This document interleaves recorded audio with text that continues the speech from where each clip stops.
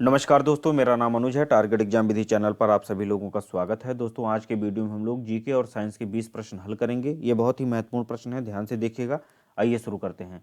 पहला प्रश्न है, निम्नलिखित में से कौन सा प्रावधान अनुच्छेद 29 से संबंधित है? अनुच्छेद 29 में अल्पसंख्यकों के हितों, उनकी भाषा, लिपि और संस्कृति को संरक्षित करने, उनके अधिकार की रक्षा करने का प्रावधान किया गया है। ऑप्शन इसमें सी वाला सही होगा। काम की न्यायसंगत और मानवीय परिस्थितियों को सुनिश्चित करना, मातृत्व सहायता के लिए प्रावधान करना, ऐसा अनुच्छेद 42 में वर्णित है। अनुच्छेद 42 में उपाधियों का अंत अनुच्छेद 18 में वर्णित है। ऑप्शन डी है, 14 वर्ष से कम बच्चों को खदानों या किसी खतरनाक काम में लगाने पर प्रतिबंध है। ऐसा वर्णन अनुच्छेद 24 में किया गया है, जो कि शोषण के विरुद्ध अधिकार से संबंधित है। दूसरा प्रश्न है, रेड शर्ट आंदोलन किसने चलाया था या नेतृत्वकर्ता कौन थे? तो खान बहादुर गफ्फार खां थे। ऑप्शन इसमें सी वाला सही होगा। इन्होंने खुदाई खिदमतकार आंदोलन चलाया था। खुदाई खिदमतगार खुदाई खिदमतकार आंदोलन चलाया, और इस खुदाई खिदमतकार में जो स्वयंसेवक थे वह लाल कुर्ता धारण करते थे, इसीलिए जो इसे लाल कुर्ता आंदोलन के नाम से भी जानते हैं, रेड शर्ट आंदोलन के नाम से जानते हैं। तीसरा प्रश्न है, कुओं और नलकूपों के बाद भारत में सिंचाई का सबसे बड़ा साधन निम्न में से कौन सा है? कुओं और नलकूपों का जो भारत का प्रतिशत है सिंचाई के लिए, वह 61.58% है, और नहरों का है 25%। तो दोस्तों, ऑप्शन इसमें डी वाला सही होगा। कुओं और नलकूपों के बाद में, कुओं अर्थात कुओं और नलकूपों मतलब ट्यूबवेल्स के बाद में, जो कुओं से सिंचाई होती है, ट्यूबवेल से सिंचाई होती है, उसके बाद में भारत में सर्वाधिक सिंचाई नहरों के माध्यम से होती है, जिसका प्रतिशत 25% है। नेक्स्ट क्वेश्चन पर आते हैं। चौथा प्रश्न है, कौन सी संख्या भारत में अंतिम उधारदाता के उपाय के रूप में कार्य करती है? तो भारत में आरबीआई जो है वह lender of the last resort के रूप में काम करता है। ऑप्शन इसमें डी वाला सही होगा। नेक्स्ट क्वेश्चन पर आते हैं। सॉरी दोस्तों, बी वाला सही होगा, आरबीआई। नेक्स्ट क्वेश्चन पर आते हैं। पांचवा प्रश्न है, निम्नलिखित में से किस स्थानीय पवन को डॉक्टर वायु के नाम से भी जानते हैं? जो हरमट्टन होती है, यह वेस्ट अफ्रीका में बहती है। वेस्ट अफ्रीका में इसे डॉक्टर विंड के नाम से जानते हैं। ऑप्शन इसमें सी है, ए है। बोरा जो है यह हंगरी के नॉर्थ में बहती है। हंगरी से नॉर्थ इटली तक शुष्क हवा है, ये ड्राई विंड है। बोरा एक ड्राई विंड है जो हंगरी से नॉर्थ इटली के मध्य बहती है। और चिनूक को देख लेते हैं। चिनूक दोस्तों रॉकीज से चलने वाली गर्म हवा है, रॉकीज में चलने वाली वार्म विंड है। और मिस्ट्रल है, आल्प्स और फ्रांस के मध्य चलती है। आल्प्स और फ्रांस के मध्य चलती है, और यह एक ठंडी पवन है, ठंडी हवा है। नेक्स्ट क्वेश्चन पर आते हैं।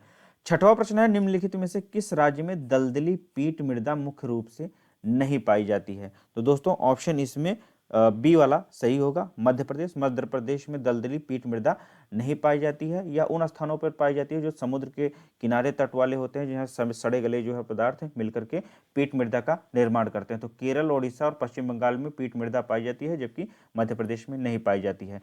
सातवां प्रश्न देखते हैं, लॉरेंज वक्र क्या दर्शाता है? तो लॉरेंज वक्र आय वितरण दर्शाता है, अर्थात इनकम डिस्ट्रीब्यूशन। ऑप्शन इसमें सी वाला सही होगा। नेक्स्ट क्वेश्चन पर चलते हैं। आठवां प्रश्न है, पवन चक्की किस ऊर्जा को यांत्रिक ऊर्जा में परिवर्तित करती है? तो पवन चक्की द्वारा टरबाइन चलाकर विद्युत ऊर्जा का उत्पादन किया जाता है। तो ऑप्शन इसमें दोस्तों ए वाला सही होगा, गतिज ऊर्जा। जब गतिज ऊर्जा होगी तभी जो है यांत्रिक शक्ति में परिवर्तन होगा। नेक्स्ट क्वेश्चन देखते हैं। नौवां प्रश्न है, निम्नलिखित में से कौन सा घटक एकीकृत परिपथ के भीतर नहीं बन सकता है? तो दोस्तों, ऑप्शन इसमें ट्रांसफार्मर होगा। आगे देख लेते हैं, ऑप्शन होगा उसमें ट्रांसफार्मर होगा। तो दोस्तों, ट्रांसफर इसमें ऑप्शन आगे देख लेते हैं, ऑप्शन इसमें डी वाला सही है। आइए मैं इसको समझा देता हूं।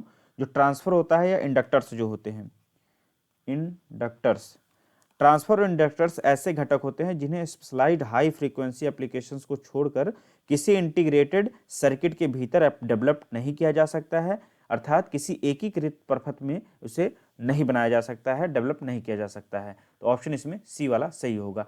निम्नलिखित में से कौन सा संयोजन कठोर जल में उच्च मात्रा में मौजूद होता है? तो ऑप्शन इसमें ए वाला सही होगा।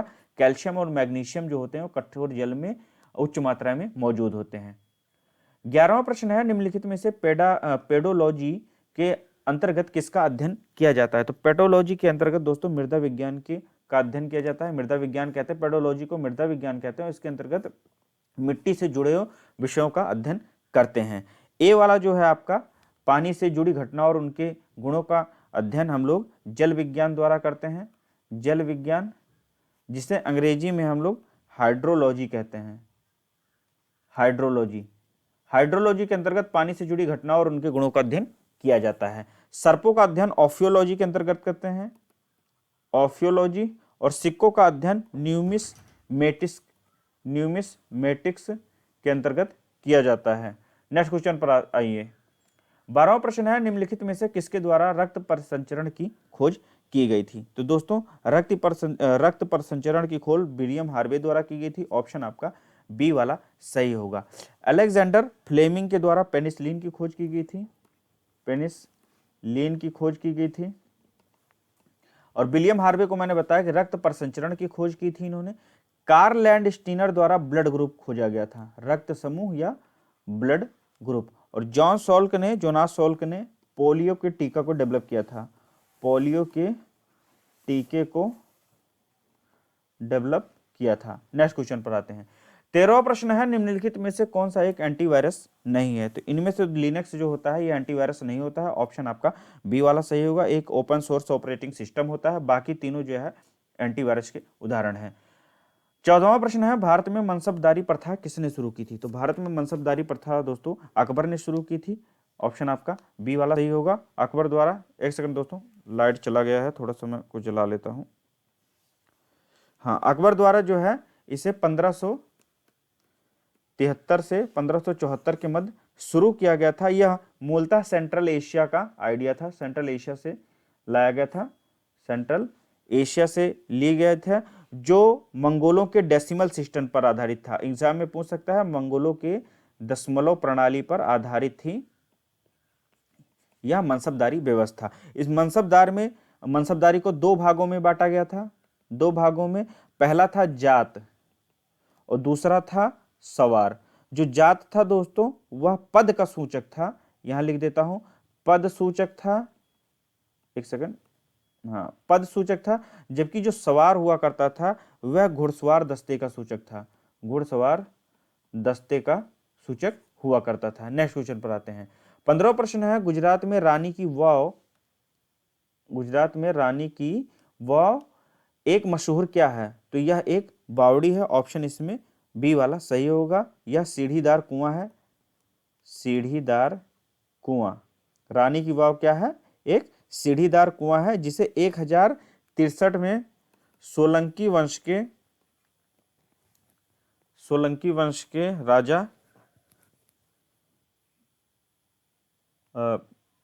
राजा भीमदेव प्रथम की याद में उनकी पत्नी उदयमती ने बनवाया था। और यह 2014 में दोस्तों यूनेस्को द्वारा विश्व धरोहर सूची में भी शामिल किया गया है। इसको एक बार मैं फिर से समझा देता हूं, थोड़ा सा लाइट चली गई थी। तो रानी की वाव क्या है? यह एक जो है प्रसिद्ध बावड़ी अर्थात सीढ़ीदार कुआं है। राजा भीमदेव प्रथम की याद में रानी उनकी पत्नी उदयमती द्वारा बनवाया गया था। नेक्स्ट क्वेश्चन देखते हैं। 16वां प्रश्न है, निम्नलिखित में से क्या 1909 के भारत परिषद अधिनियम द्वारा प्रारंभ किया गया था? तो 1909 के भारत परिषद अधिनियम को मार्ले मिंटो सुधार के द्वारा नाम से जाना जाता है। Morley Minto